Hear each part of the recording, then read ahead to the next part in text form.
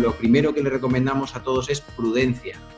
Empezar a hacer operaciones, ponerse la venda antes de tener la herida, pues muchas veces no suele ser la mejor decisión. Yo creo que tenemos productos de planificación patrimonial estupendos que nos pueden ayudar pues, ante esta inminente subida fiscal. Yo creo que las líneas más o menos están claras, ¿vale? De subida del IRPF y en el IVA principalmente. Luego también me gustaría conocer la opinión tanto de Carlos como Juan Luis, que son temas que tanto por Bruselas, que lo puede imponer, como ha comentado antes Luis, o como la subida de política de gastos que está incrementándose, no quedará más remedio que subir la presión fiscal y subida de estos impuestos. Impuestos sociales también, pero la verdad es que no suele recaudar tanto como IVA o IRPF.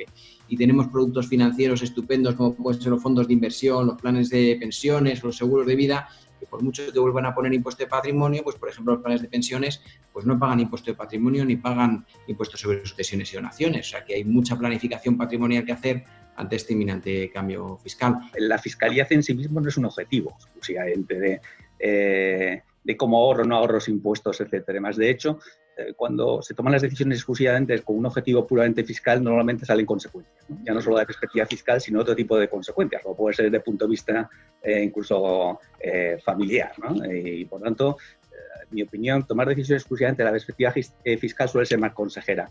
Lo que yo creo que sí tiene que ser consciente el ciudadano, las compañías, empresas, que el concepto de la fiscalidad es un elemento adicional a considerar dentro de su estructura de decisión. Yo creo que abordar la posición exclusivamente de la perspectiva fiscal puede ser un error porque puede generar efectos no deseados, ¿no? Yo sí que creo que hay que ser muy prudente porque la fiscalidad es tan cambiante.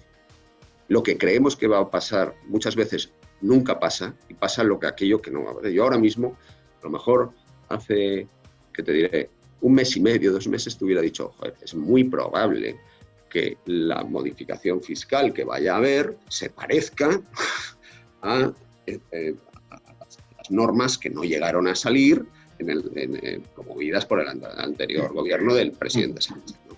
Es muy probable, pero claro, ahora, después del desastre y de la posible condicionalidad que nos vaya a venir desde Europa, pues ya no estoy tan seguro de que haya que centrar el esfuerzo impositivo en los grandes patrimonios, impuestos sobre las fortunas que se hablaban, y sin embargo, a lo mejor te imponen o centrarlo en impuestos indirectos o en otro tipo de tributos, o tal vez, a lo mejor te dicen, oye, es que a lo mejor es una locura subir los impuestos de esta manera, ¿no?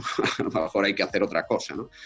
Yo sí que echaría un vistazo, por ejemplo, a todo lo que es empresa familiar como mínimo y ver cómo tengo el patrimonio financiero, sobre todo en aquellas comunidades que puedan venir, que ya tengan impuestos sobre patrimonio o, como es el caso de Madrid, pudiera en su caso tenerlo, que no sabemos que pudiera pasar. En una planificación patrimonial tenemos la pata fiscal, pero también la pata financiera. Al final tenemos que andar mirando la rentabilidad financiero-fiscal. Pero es que hay una tercera pata que me parece tan o más importante, que es la pata jurídica. Muchas veces tenemos instrumentos a nivel estatal con cada una de las comunidades autónomas que nos pueden ayudar muchísimo a tener una planificación correcta. Además, dentro de la familia, muchas veces no todos tenemos las mismas circunstancias, la misma situación. Al final yo creo que tiene que ser un instrumento a medida de cada familia y de cada persona y en función de cada patrimonio. Hay que coger el toro por los cuernos y, como decía antes, para tener una buena foto familiar, yo creo que la primera idea y la más sencilla sería, pues vete a la renta del año pasado. Tenemos un montón de información. Primera idea, si eres empresario, cumple los requisitos de empresa familiar. Segunda idea, si no eres empresario, trata de buscar el resto de tu patrimonio no empresarial, sino el financiero y el inmobiliario, qué rentabilidad le estoy sacando y cómo puede impactar esta reforma en mi patrimonio actual, por si tengo la posibilidad de ir adaptando mi fuente de ingresos en función de la fiscalidad. También teniendo en cuenta lo que han comentado antes, que en esta vida no son todo impuestos. Yo creo que todo parte de una reflexión de primero dónde estás, ¿no? Sobre la base, tu renta, tu patrimonio, etcétera, y demás, casi una reflexión de diagnóstico fiscal y personal. ¿Dónde estás? ¿Cuál es tu situación patrimonial?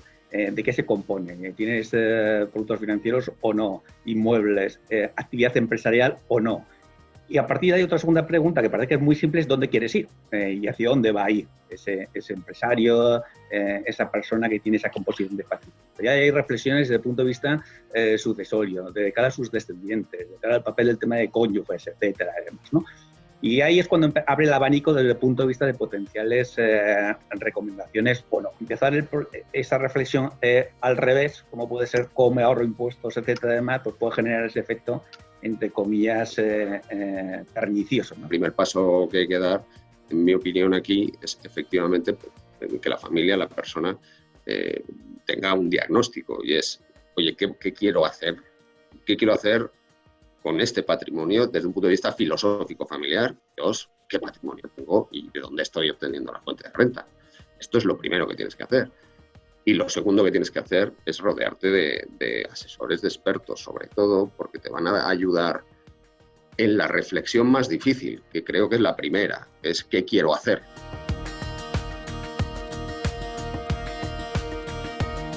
Tan importante como ahorrarte impuestos aplicando bonificaciones, deducciones, etcétera, es si los tengo que pagar, si los pago más tarde, mucho mejor, porque mientras tanto tengo el dinero yo y le estoy sacando una rentabilidad. Y he ido aprendiendo que en realidad la fiscalidad financiera que tenemos en España pues es bastante buena. El tema de los fondos de inversión me va a permitir hacer traspasos, elegir la entidad que quiera y el fondo que quiera y no tributa. Voy retrasando el pago de impuestos todo el tiempo que quiera.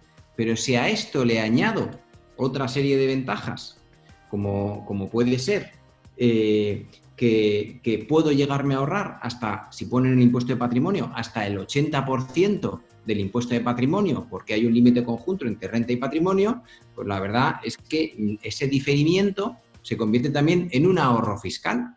Si lo combino también con una planificación sucesoria, porque sé que la plusvalía del muerto, que son todas las plusvalías latentes que hay en medio, no tributan, pues me parece que es un producto estupendo. Yo no sé cuánto tiempo durará el régimen actual de los fondos de inversión, pero mientras dure, vamos a aprovecharlo. Planes de pensiones puede ser un producto estupendo o muy malo, depende de la planificación que hagas. Si yo hice la aportación al plan de pensiones cuando ganaba muy poquito dinero y me reducía muy poquito y decido rescatarlo de golpe, justamente con 65 años, que es cuando de mi etapa laboral seguramente cuanto más gane, pues igual no es la mejor planificación. Pero si yo sé ir aprovechando las reducciones de estos tipos marginales, si me suben el tipo marginal, aún más ahorro voy a tener. Los seguros de vida puede ser otro instrumento muy bueno que me permite diferir el pago de impuestos y además que me puede dar liquidez en un momento determinado. Es el primero que se cobra cuando, por ejemplo, hay una sucesión. ¿Vale? El tema de donaciones también, el tema de seguros de vida puede ser un tema importante. Con los unit links parece que se están metiendo últimamente. El tema de los beneficiarios irrevocables, una de las medidas que se están planteando es la modificación pues, para que tengan que pagar impuesto sobre patrimonio. Pero bueno, en general yo creo que a día de hoy tenemos unos instrumentos, los instrumentos financieros y los productos financieros con los que contamos me pueden ayudar muchísimo, bien planificados y puestos en manos de un experto, a sacarle una buena rentabilidad financiera fiscal.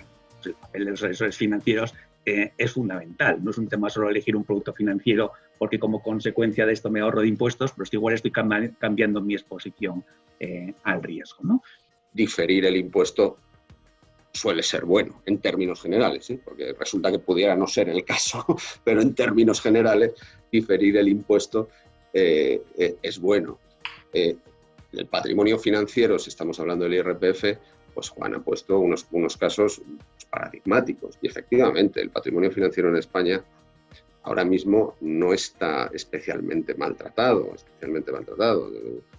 Tenemos unos tipos que, salvo excepciones, a día de hoy nos van entre el 19 y el 23, que dentro del contexto europeo y mundial también, pero ya si puedes diferir ese impuesto todavía mejor, ¿no? Entonces las carteras de fondos que hablaba Juan, los seguros de vida, planes de pensiones es un poco distinto porque afectan a lo que es la base general, ¿no? Que también se puede utilizar, pero es que también el volumen patrimonial del que tenga la familia o la persona es muy relevante a estos efectos.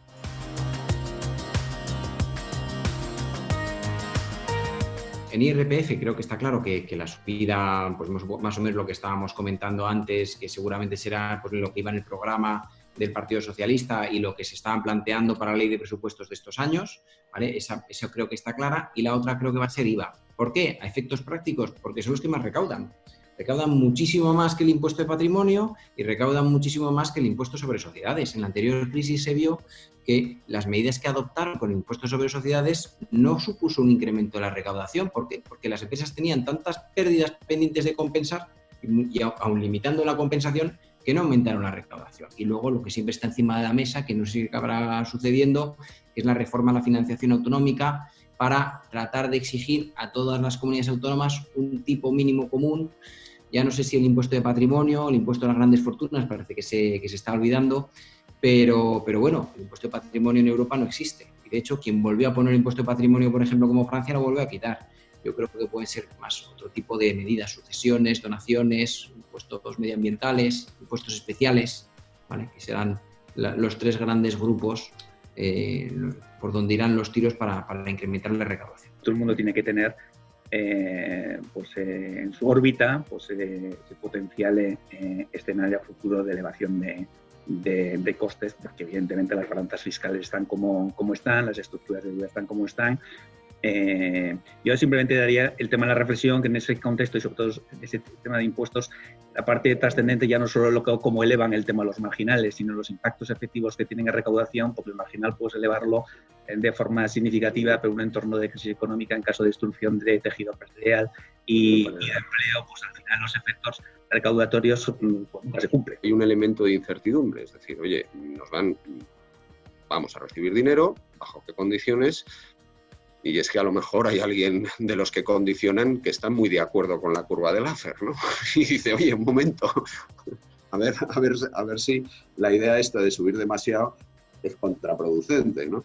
En mi opinión, esto es un elemento de incertidumbre muy grande. Yo ahora mismo lo que sí que veo claro es que si se trata de cubrir una parte del déficit vía incremento de impuestos, desde luego lo que no va a ser es solo para los más pudientes. Eso lo veo clarísimo. Sea cual sea el resultado, como decía Juan Luis, oye, tú podrás subir los tipos marginales a quien quieras, incluso acertar y subírselo a las personas de mayor renta, pero es que estas no son tantas. No sé si me explico. Estamos diciendo de unas cantidades de dinero muy grandes. Evidentemente tienes que tocar allí donde haya bolsas de incremento de recaudación. Y desde luego, aunque le pusieras un 100% de impuesto a todos los más ricos de España, no llegarías. O sea, quiero decir que tampoco... Y no puedes hacer eso, obviamente. No es una idea, ¿eh? Era un ejemplo. Ahora, dicho esto, yo creo que el IVA es muy probable, creo que impuestos especiales es muy probable y desde luego incrementos de tipos marginales pues parece muy probable.